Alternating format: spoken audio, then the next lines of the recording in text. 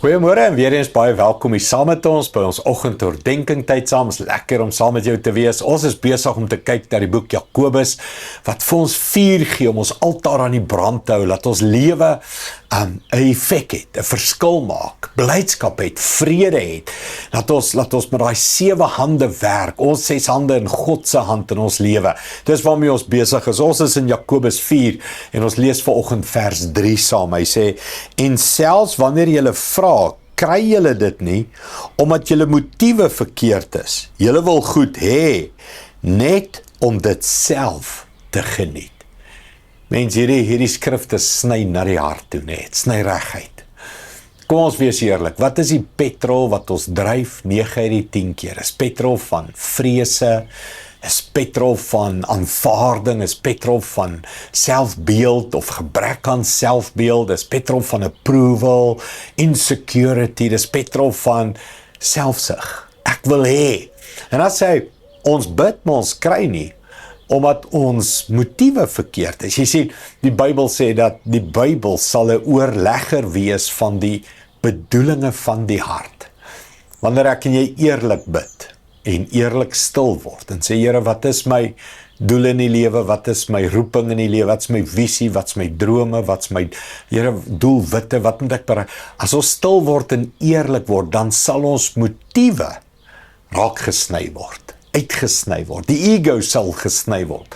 Dalk is jy moeg, dalk is jy gejaag, dalk is jy onvervuld, frustreerd, dalk is al die woorde binne in jou en jy wonder hoekom. Is dalk omdat jy besig is om dinge te jaag wat net oor die eie ek gaan. Jou lewe geen bydra nie. Jou lewe maak geen verskil, verander nie. Jou lewe is, kan ek sê, liefdeloos, net op die eie ek gefokus en liefdeloos teenoor ander mense. Kom ons bid.